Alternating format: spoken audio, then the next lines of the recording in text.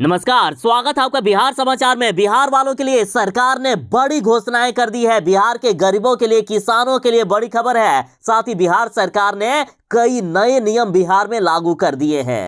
साथ ही बात करें सरकारी नौकरी की, तो बिहार में कई लाख पदों पर सरकारी नौकरी निकाल दी गई है। तो आज की बड़ी खबरों पर बात करने से पहले आपसे एक छोटी सी अनुरोध है, कृपया वीडियो को एक प्यारा सा लाइक अवश्य कर दीजिएगा। आपका लाइक करना ही हमारी मेहनत का फल होता है।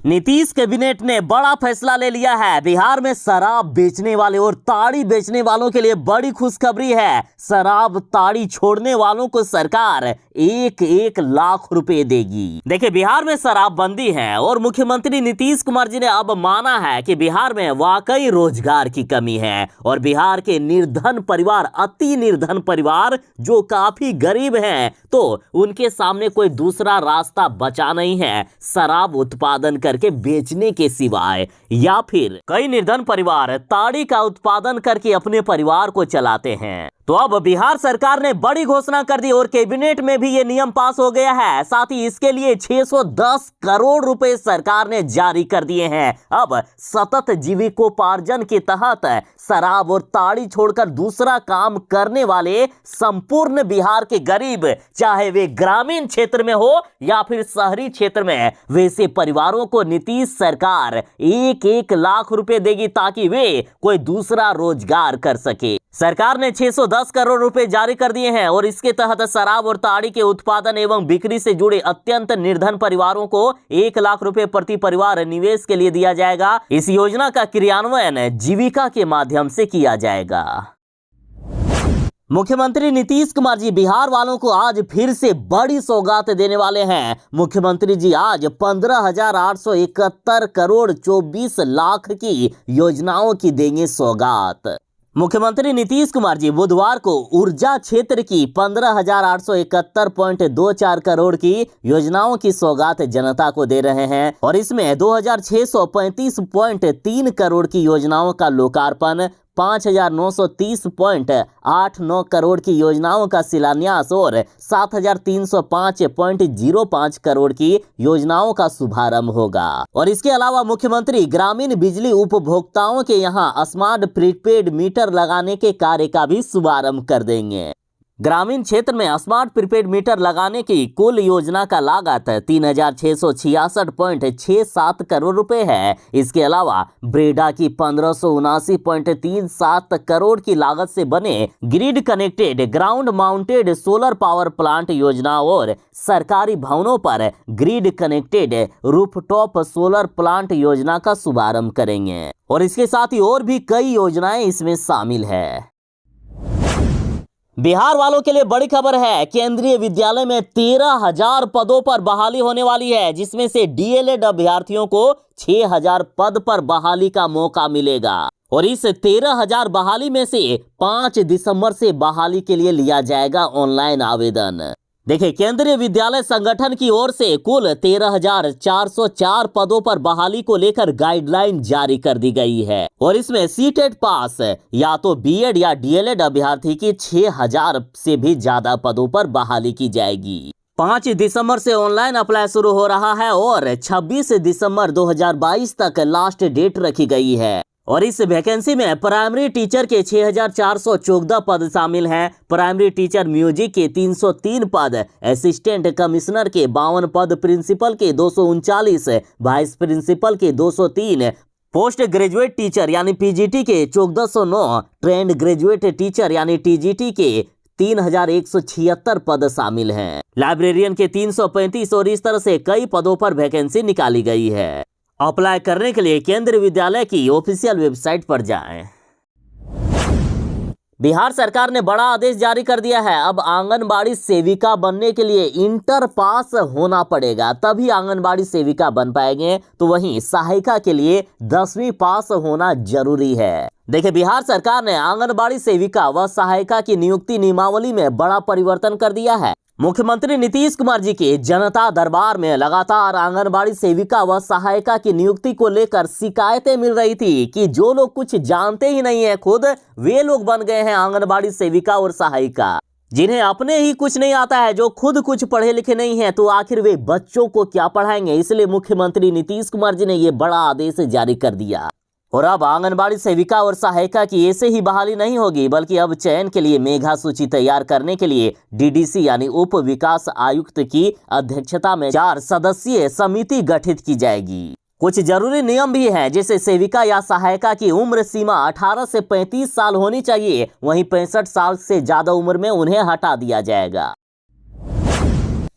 लगता है कि एनडीए सरकार की तरह ही इस महागठबंधन की सरकार को भी जनता के दुख दर्द से कोई लेना देना नहीं है, तभी तो जब जहां चाहे सरकार सड़क खोद कर छोड़ देती है। और देखा भी जाए तो पहले भी मुख्यमंत्री नीतीश कुमार ही थे और अभी भी यही है, तो काम भी वैसा ही होगा ना। और यदि सुधार इसमें करना है तो ये सब काम में ध्यान दीजिए थोड़ी सी। देखिए, बिहार के भ्रष्ट नेता और भ्रष्ट इंजीनियरों की करतूत, जब तक इन भ्रष्ट नेताओं पर कार्रवाई और भ्रष्ट इंजीनियरों को जेल नहीं भेजा जाएगा, तब तक बिहार में इसी तरह के काम होते रहेंगे। क्योंकि नहीं, ये तस्वीर बिहार के ग्रामीण इलाकों की नहीं, बल्कि पटना की है। पटना के कंकड़बाग की पीसी कॉलोनी स्थित डी सेक्टर में नमामि गंगे के तहत खोदी गई सड़क के गड्ढे में रोज कोई ना कोई वाहन फंसकर दुर्घटना हो ही रही है। कई लोगों की जान जाने की भी आशंका है। सरकार के द्वारा सड़क को पूरी तरह से खोदकर बर्बाद कर दिया गया है और ये सरकार लापरवाह बनी हुई है। अभी भी मुख्यमंत्री नीतीश कुमार जी इन भ्रष्ट इंजीनियरों और इन भ्रष्ट नेताओं पर कोई कार्रवाई नहीं कर रहे हैं। बिहार से जिन्होंने अग्निवीर के लिए फॉर्म भरा है, उनके लिए बड़ी खबर है। अग्निवीर भर्ती के लिए गुरुवार से दानापुर में शुरू हो रही है दौड़। देखिए, अग्निवीर सेना भर्ती के लिए बहाली दौड़ 1 दिसंबर यानी गुरुवार से शुरू हो रही है, जिसमें से 1 से 13 दिसंबर तक 7 जिलों के अभ्यर्थी दौड़ में भाग लेंगे और 14 दिसंबर को पहली बार अग्निवीर महिला सैनिक जीडी पद के लिए बिहार व झारखंड की युवतियां दौड़ में भाग लेगी। और इस भर्ती में 7 जिलों के 82,000 अभ्यर्थी शामिल होंगे। आप विस्तार से जान लीजिए कि आखिर जीडी पद के लिए किस जिले के लिए कौन सी तारीख को दौड़ होगा। तो देखिए, 1 दिसंबर को गोपालगंज के लिए, 2 दिसंबर को गोपालगंज और वैशाली जिला, 3 दिसंबर को सिवान, 4 दिसंबर को सारण, 5 दिसंबर को सारण व पटना, 6 दिसंबर को पटना व भोजपुर, 7 दिसंबर को भोजपुर और 8 दिसंबर को भोजपुर व बक्सर जिला के लिए। अब क्लर्क पद के लिए भी जान लीजिए। तो देखिए, 9 दिसंबर को पटना, सारण और सिवान, 10 दिसंबर को वैशाली, गोपालगंज, बक्सर व भोजपुर, 11 दिसंबर को भोजपुर, बक्सर, गोपालगंज, पटना, सारण, सिवान व वैशाली। और यदि बात करें ट्रेडमैन पद के लिए, तो देखिए, ट्रेडमैन के लिए 12 दिसंबर को पटना, सारण, सिवान व वैशाली जिले के अभ्यर्थी सैनिक ट्रेडमैन पद की दौड़ में शामिल होंगे और 13 दिसंबर को गोपालगंज, बक्सर व भोजपुर जिला के अभ्यर्थी शामिल होंगे। और बात करें 14 दिसंबर की, तो 14 दिसंबर को बिहार और झारखंड की सभी जिलों की युवतियां अग्निवीर जीडी पद के लिए दौड़ में शामिल होगी।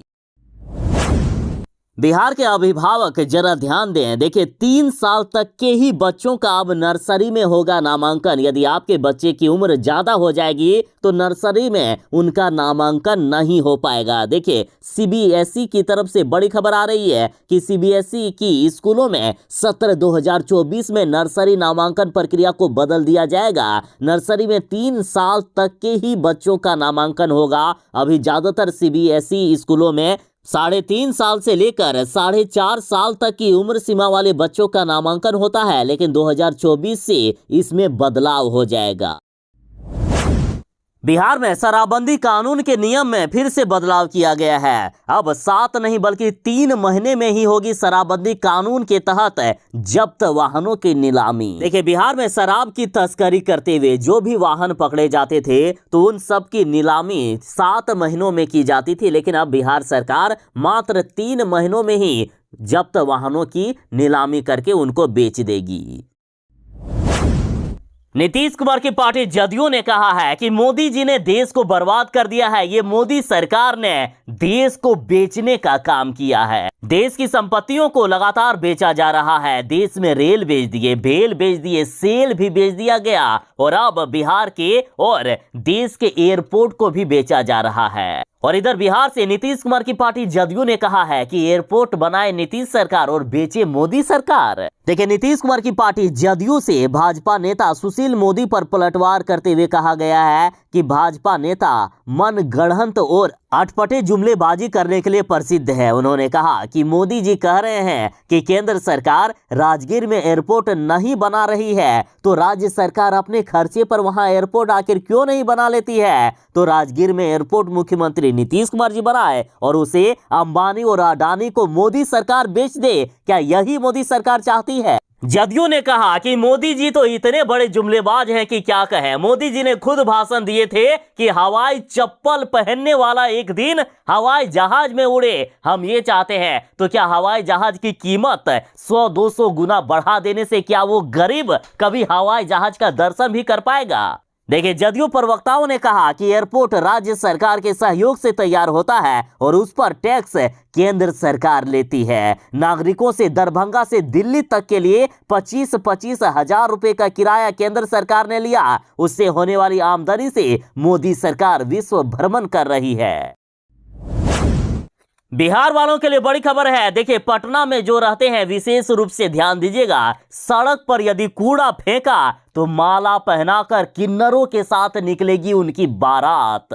शहर को स्वच्छ व सुंदर बनाने में दखल देने वाले की अब खैर नहीं है। सड़कों पर बने कूड़ा पॉइंट पर बार बार कूड़ा फेंकने वाले को चिन्हित कर उसका नाम काले रंग की प्लेट पर लिखा जाएगा। ढोल नगाड़े के साथ माला पहनाकर ट्रांसजेंडर यानी किन्नरों के साथ उनकी बारात निकाली जाएगी और शहर में उनको घुमाया जाएगा। नगर निगम की ओर से शहर को स्वच्छ व सुंदर बनाए रखने को लेकर लगातार प्रयास किए जा रहे हैं। पटना स्वच्छ सर्वेक्षण के तहत अंचल, जोन व वार्ड में प्रतियोगिता के माध्यम से कर्मियों को प्रोत्साहित करने की भी योजना है। बिहार सरकार ने बड़ा ऐलान कर दिया है कि देश के सभी एयरपोर्ट पर लगेंगे मखाना के सेल काउंटर। देखिए, कृषि मंत्री कुमार सर्वजीत ने कहा है कि सरकार मखाना की ब्रांडिंग के लिए भारत के सभी एयरपोर्ट पर मखाना बेचने का प्रयास करने जा रही है। राज्य में 7 कृषक उत्पादक समूहों को निर्यात के लिए लाइसेंस दिया गया है। अगले वर्ष तक इसकी संख्या 100 से भी ज्यादा करने की उम्मीद है और इसके लिए सभी अधिकारियों को टास्क दे दिया गया है। मंत्री जी ने कहा कि बिहार में मखाना क्षेत्र के विस्तार में लगभग 171% तक बढ़ोतरी हुई है। 35,000 हेक्टेयर से भी अधिक क्षेत्र में मखाना का आज उत्पादन किया जा रहा है और जल्द ही हम देश के सभी एयरपोर्ट पर मखाना के सेल काउंटर लगवाएंगे।